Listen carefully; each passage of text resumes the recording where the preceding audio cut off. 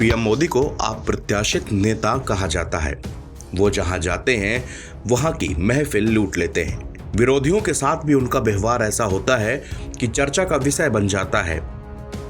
NCP SP नेता शरद पवार और PM Modi का एक वीडियो सोशल मीडिया पर खूब वायरल हो रहा है। इस वीडियो में दोनों तरह की प्रतिक्रिया भी आ रही हैं।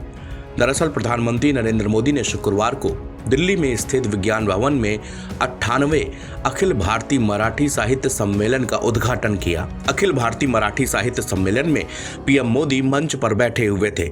इसी दौरान शरद पवार भी वहां पहुंचे।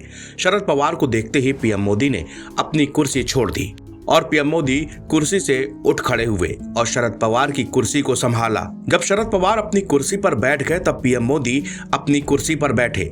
इसके बाद पीएम मोदी ने शरद पवार के लिए गिलास में पानी भी भरा। लोग प्रधानमंत्री नरेंद्र मोदी के इस जेस्चर की तारीफ भी कर रहे हैं। सोशल मीडिया पर लोग कह रहे हैं कि देखिए किसी वरिष्ठ नेता को सम्मान किस तरह से दिया जाता है, ये पीएम मोदी से सीखना चाहिए। पीएम मोदी और शरद पवार के बीच काफी देर तक बातचीत भी हुई। अखिल भारतीय मराठी साहित्य सम्मेलन में पीएम नरेंद्र मोदी ने कहा कि हमारी मुंबई महाराष्ट्र ही नहीं बल्कि पूरे देश की आर्थिक राजधानी बनकर उभरी है। ये महाराष्ट्र और मुंबई ही है जिसने मराठी फिल्मों के साथ साथ हिंदी सिनेमा को ऊंचाई दी है और इन दिनों तो नई फिल्म छावा की धूम मची हुई है। प्रधानमंत्री नरेंद्र मोदी ने कहा कि आज हम इस बात पर गर्व करेंगे कि महाराष्ट्र की धरती पर मराठी भाषी एक महापुरुष ने 100 साल पहले राष्ट्रीय स्वयंसेवक संघ का बीज बोया था। आज ये अपना शताब्दी वर्ष मना रहा है। भारत की महान परंपरा और संस्कृति को नई पीढ़ी तक पहुंचाने का एक संस्कारी राष्ट्रीय स्वयं संघ पिछले 100 सालों से चला रहा है। मेरे जैसे लाखों लोगों को राष्ट्रीय स्वयंसेवक संघ ने देश के लिए जीने की प्रेरणा दी है और संघ के कारण ही मुझे मराठी भाषा और मराठी परंपरा से जुड़ने का सौभाग्य प्राप्त हुआ है। इसी कालखंड में मराठी भाषा को अभिजात भाषा का दर्जा दिया गया है।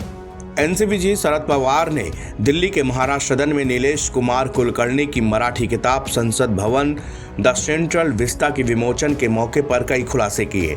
उन्होंने 1999 के उस घटनाक्रम के बारे में बात करी जब वो वाजपेयी सरकार के दौरान विपक्ष के नेता थे। बीते घटनाक्रम को याद करते हुए उन्होंने कहा कि मैं उस समय संसद में विपक्ष का नेता था। जब हम विपक्ष में थे तब उनके खिलाफ अविश्वास प्रस्ताव लाया गया। यह प्रस्ताव 1 वोट से पारित हुआ था। अब मैं आपको बता रहा हूं कि मैंने वो वोट कैसे हासिल किया। अविश्वास प्रस्ताव पेश किए जाने के बाद एक ब्रेक था। उस दौरान मैं बाहर गया और किसी से बात की और वापस आ गया। सरकार 1 वोट से गिर गई क्योंकि सत्तारूढ़ दल के एक व्यक्ति ने कुछ और फैसला कर लिया था।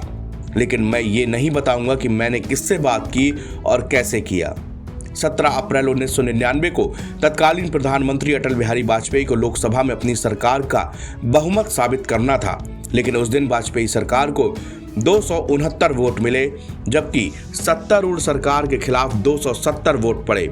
इसके चलते तत्कालीन प्रधानमंत्री वाजपेयी को इस्तीफा देना पड़ा और उनकी सरकार गिर गई थी। एनबीटी ऑनलाइन की रिपोर्ट।